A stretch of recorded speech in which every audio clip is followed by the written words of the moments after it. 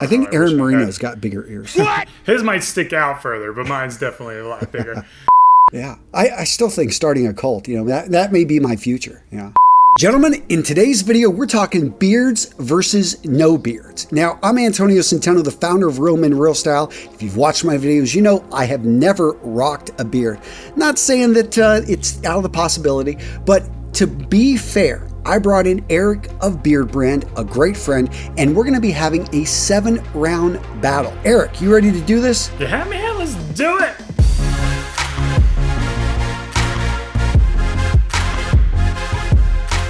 Now, a little bit of backstory. Eric, me and you know each other pretty well. How long have we known each other? God, man, I think it's got to go all the way back to like 2013, I think is when you first reached. Did you first reach out to me or did I reach out to you? Who knows what happened? I could probably go back and get the exact notes. Wasn't I walking down the street in Spokane and I had that double-sided beard and you're like, man, that thing rocks. And I'm like, yeah, I was rocking it. But you're like, you know what? You can improve a bit. No, that's not how it started. I think I definitely saw one of your videos and I loved it. I loved just your stance and your take on things. Practicality of wearing a beard. I mean, let's just face it, there was a big trend for wearing beards, and you could say it's kind of reached peak beard, although there's still many people out there that have never really rocked it, me being one of them. Now, I'm going to lay out in today's video why I've stayed away from a beard, and I'm excited to hear your reasons why. Now, Antonio, you should jump into it. But starting this off, round number one, let's talk about practicality. So I was in the Marine Corps, and in the military, it's big about shaving your face, being clean shaven so that you can slip on a gas mask. At least that's what we were told. Now you'd see the guys over in Special Forces rocking some beard trying to look like the locals.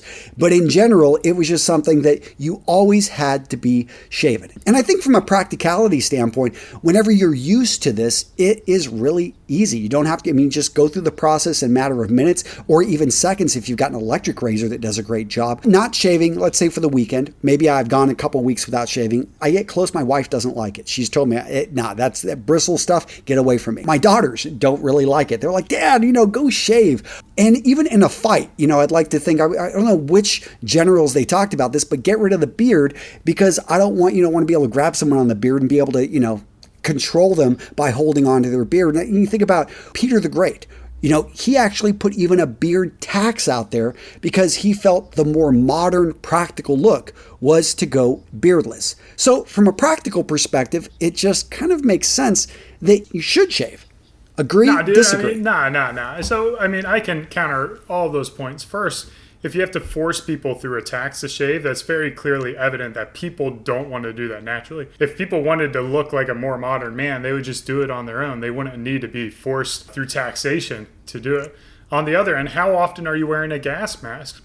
Antonio, I know it is 2020, my friend. Every time I go to the grocery store. But I don't think you're worrying about any kind of pepper spraying or anything like that. Hopefully you're not out there rioting. I've got my pepper spray here, by the way, along with my 9mm, just in case. Yeah, so I get it. Like if you're in the military, you need to wear a gas mask. If you're a surgeon and you have to have a tight seal or you're working with viruses or whatever, yeah, it makes sense. Like that's totally practical. In terms of like the maintenance aspect, you've got a routine down for shaving, but I just walk out the door. I'll apply a couple drops of beard oil and that's it. That's way quicker than anything you can be doing shaving. So you don't have to spend time like shaping that beard. There's this beard I've heard, it's called the Banderholz. And to me, that's something that you need to like shape it and get it all. You're not doing the whole Salvatore Dali kind of thing there. Well, the beauty of beards is you can choose your maintenance level. So a low maintenance beard could just be like a natural beard. You let it grow and you just apply some beard oil to it. This one does take a little bit more work. You can see I've got a little bit of neckline going on and I've got a little bit bigger mustache than my face beard area. So I'll like trim this or work on the length of it probably about once a week. So the overall time, I'm still spending less time than you are if you're shaving every day. Aren't you, every time you eat though, you're like watching to see, did I catch some food in there? You're like picking up. No problem. Like if you want, you can keep your mustache right about your upper lip and nothing will touch it. Just perfectly fine. No water in the stash. you're good to go. And guys, I want to hear from you in the comments. Agree, disagree? Who won that round? Let us know down in the comments. But let's talk about professionalism. Do I need to like champ each round? Like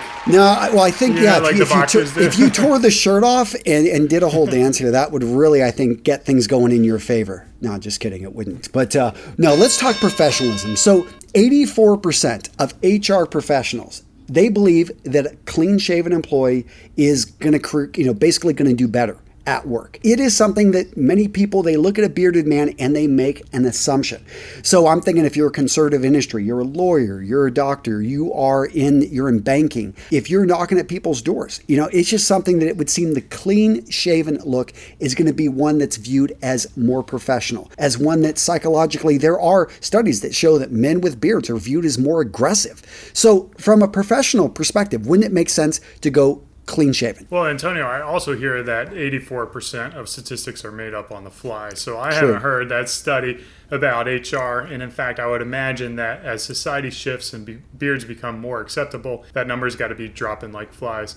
The fact of the matter is beards will help you look more authoritarian and help you look more like a leader. Your people are more likely to follow someone with a beard. It adds age and wisdom to your features. So if I'm starting a cult, grow a beard, right? Well, I mean, if you're doing anything where you need to lead people, grow a beard. Absolutely. Cult or business. Beards are great for that. Yeah. I still think starting a cult, that may be my future. Yeah. I mean, so what's happening though is like as society gets more comfortable with wearing facial hair and men are given the choice of shaving or growing facial hair, a lot of men prefer to grow a beard. They just naturally prefer that. It's kind of like ingrained in our DNA. And what happens is the people who are left shaving end up just being like the sleazy politicians or like the car salesmen or the people who change their appearance, not because of what they want internally, but because of some kind of manipulation that they're trying to do on others. Okay, I see it. I still feel I won that round, but yeah, we'll let the audience decide down in the comments, guys. Now, round number 3, let's talk about attraction. So in general, when you ask women, they're like, yeah, I see the thing with a beard, but it's just not something I'm attracted to. I want my mate to be clean shaven. I just love the look. I love to be able to run my hands along his skin. And in fact, I do have some more stats. I know you say I make these things up, but I have my guys do some research and they found that women that are earning more money, women that are very successful actually do not like men with beards. So if you want to go for a woman that's kind of on her own, why would you, do you think beards make you more attractive? Well, so Antonio, I mean, like if you're encouraging your audience to be kind of like stay-at-home dads, and there's nothing wrong with stay-at-home dads, I think that's a great thing. But I think a lot of guys prefer to take the breadwinner, the leadership standpoint, and that inherently would be something that a lot of women are drawn to. There are scientific studies that prove that a shorter beard, like stubble or a couple of weeks of growth, is actually the most attractive style. Now, so we need to draw the line there. Who does Stubble go with? Stubble, is he clean shaven, forgetting to shave for 3 to 4 days, or is he a man that's maybe on the path to growing a beard? Well, it doesn't matter, man. Facial hair is facial hair. So like once it pops out and it's left there, so like when you let it go for a couple weeks, you're rocking a beard. Oh, so you're claiming. Okay, so I see it. You're putting a claim. Yeah. I'll say like anytime you're not shaving, you're having facial hair. So the default of a man, if you do nothing, is to have facial hair. You have to do something to get rid of a beard. You have to be purposeful for it. And I would agree to you. Like if you're growing like a really long, gnarly, 1 foot long beard, like that is not the most attractive style. Like there are certainly women who would be attracted to that, just like there's women attracted to shaved faces. I think the result of that is if you're doing anything for attraction, you have to be yourself. You have to do whatever you want because you're going to be able to connect with others who prefer that. You prefer a shaved face. Your wife prefers a shaved face. That works great. That's exactly what you want. Yeah. And I'll add one point to this, which you didn't mention, Eric, but I do agree with, and that is there are some women that are just drawn to men with beards. And that, to me, it's like the same with bald heads. It's some women just go for it. I have a friend, he shaved his head years ago and he loves it because he walks into a bar and he'll have random women occasionally just run their hands over his head. Oh, yeah. I love it. I would rather have those on the outline, those ones that are willing to kind of like, hey, I'm into this, this is my thing, than, kind of be that guy in the middle that's not getting noticed. They got a word for that. It's called a pogonophile or something like that. Yeah. So like there's such a large community of people who love facial hair that they've created a word. I don't know if shaved faces have the same thing. I don't know if we do. I think we're just too common. But also beards do make you look a little bit older as well. 8 years according. Yeah. Older, and it'll help you get like a thicker jawline. It will help enhance any kind of weak jaws that you may be hiding. Now let's talk about upkeep and care. Again, for me, I'm just thinking like this is like this morning. I just simply go over with the razor, don't even think about it. Within a matter of minutes, I've got my shave cream, put it on there, take care of business. I'm good to go. One around. Usually, I'd say about 2 minutes. If I want to take a little bit more time, I can maybe spend 5 minutes shaving. If I wanted to go with a straight razor, 10 minutes, I can, share that. It's just something I am used to, and there are so many different products out there I can use to treat my skin just to avoid any type of irritation. In fact, I feel a connection when I'm shaving with history, with just something, a tradition that men have gone through. So when it comes to upkeep and care, yeah, you could just let it kind of do its own thing, but it seems like there is a lot of upkeep and care from, keeping it trimmed, keeping it under control, to using different products in the beard. I would just say that daily ritual that you've kind of talked about with shaving is very true with growing a beard as well. Like that process of applying the beard oil, washing the beard in the shower, and any kind of styling that you may do to it is that way to jumpstart your day so that you're looking in the mirror feeling confident about your appearance. And it's something that I would almost encourage, is to develop a ritual like that so that you're really ready to kick ass and take names. So if you've got a little bit bigger of a beard, how often should you be washing this? And should you be using like the same shampoo you're using on your hair? Yeah, I mean, you can do whatever you want. It really depends. We've developed a beard wash and a beard softener, which were designed not just for the hair that comes out of your face, but the face. Because your skin is some of the thinnest skin anywhere on your body is on your face, whereas your scalp is some of the thickest skin anywhere on your scalp. So a shampoo designed for your head hair is completely different than one designed for your face and your beard. And really quick, if people don't know, like, you are one of the founders of Beard Brand, and you guys have an amazing line of products which people can go find at Target still, right? Yeah, Target, Meijer, your website, in the Midwest. In your website, you've got all the different products on there, and I love how you've built up a brand targeting, men that are looking to grow out that beard, and not only that, I mean, you've got all the different beard products from brushes, you've got all the different smells with it too, and you came out with a line of fragrances just recently. Yeah, I mean, we are kind of, our tagline is ending scent confusion. That means pretty much anything from your head hair to your face to your body to your beard, of course, can be in the same fragrance. We're launching a deodorant here in October, and that's kind of like the final key component to making sure that you're covered with your daily basics in the same fragrance. Love it. Love it. Now talk a little bit about some of your fragrances and the smells. You've got Temple Smoke, you've got the Four Vices, you've got Old Money.